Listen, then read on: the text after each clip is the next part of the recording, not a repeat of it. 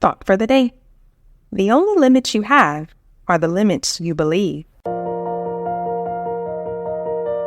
Welcome to 7 Minutes for Yourself.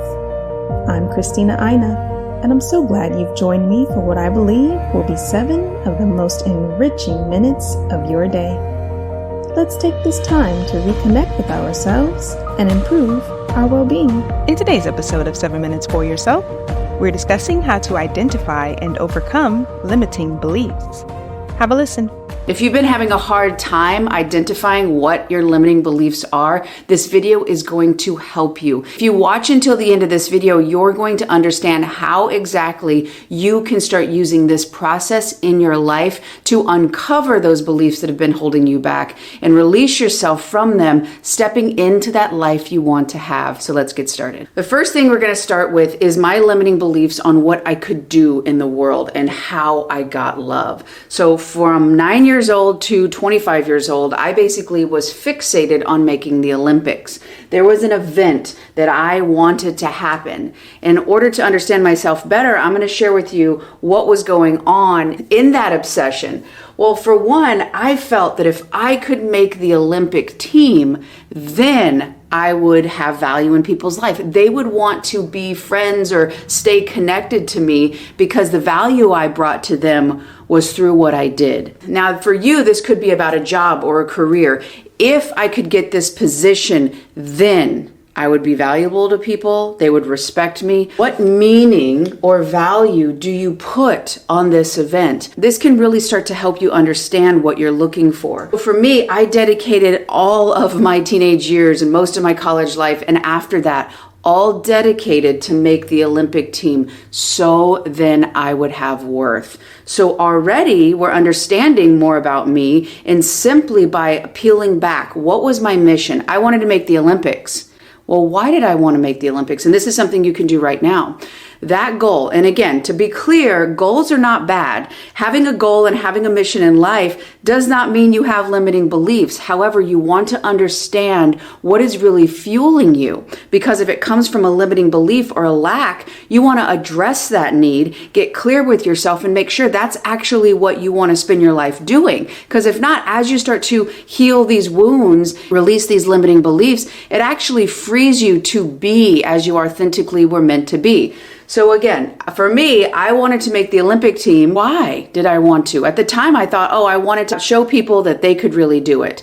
But really, when I started to really search my heart, it was because I wanted to be loved and accepted. And I thought if I made the Olympic team, I would have more value to people and I would be able to maintain connections. So really, at the root of that Olympic pursuit was me wanting to maintain or have connection.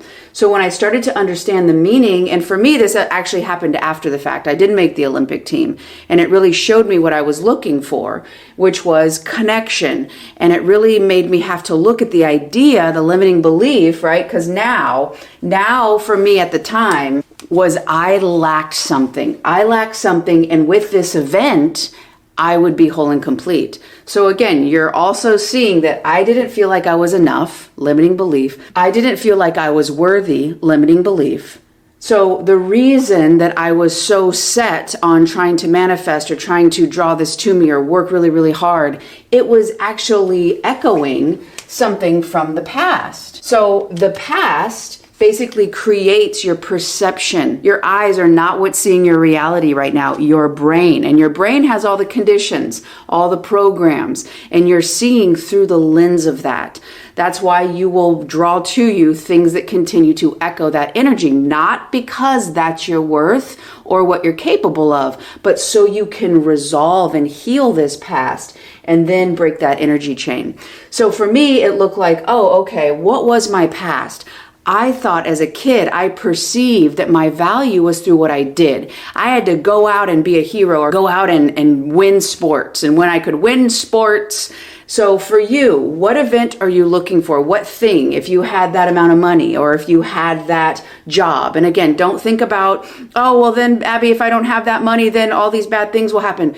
But let's look at you when it comes to that emotional aspect, the emotional energy. What would you be rejected? Would you be abandoned? Would you be looked down on? Because if you can start to see that, you can start to see what you really feel about yourself, what you feel you're lacking here in the moment, which is going to be fueled by a limiting belief from the past. So simply digging in deeper and understanding the meaning you're placing on having this new experience in life. It's because that event, there's end emotions that you feel you want, which is good.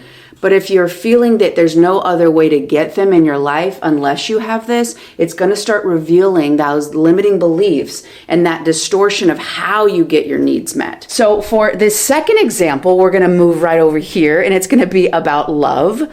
And this is going to be a little bit different because what this is going to do, it's going to show you more of a real-time situation. So for me, with love, I had a rejection, a lot of abandonment, or maybe the person was still there, but I just consistently felt not seen or not appreciated, or I had to go all the way over and maybe do 90% of the work and they'd come 10% in. And if I didn't do that, I thought the relationship would fall apart.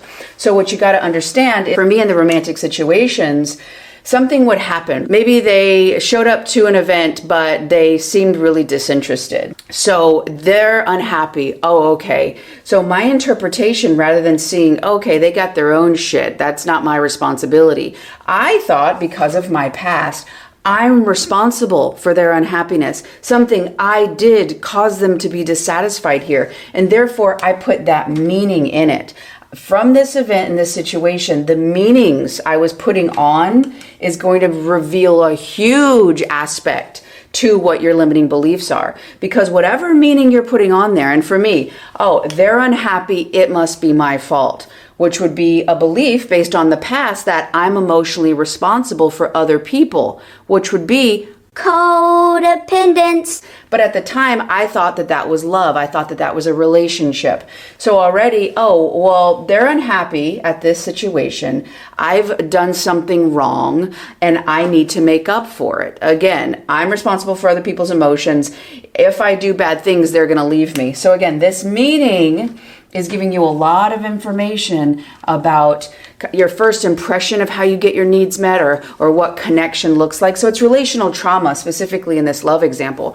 Now, relational trauma doesn't have to look like an early on environment where things are really crazy or chaotic or you came from a loveless home. Not at all. Really, trauma, according to Gabor Mate, is basically you have a natural way of being in the world. Something outside of you, an event happens, and it causes you to feel like you're not safe to be that way anymore, that you won't get your needs met, that you'll get abandoned. So you start to distort. So that distortion of how you have to be in order to have your needs met or in order to stay connected and not be rejected, that's the trauma. That concludes today's episode of 7 Minutes for Yourself. Please take a moment to rate and review the show on Apple Podcasts. Today and every day with your kiddo is a gift. Enjoy it. Thanks for tuning in.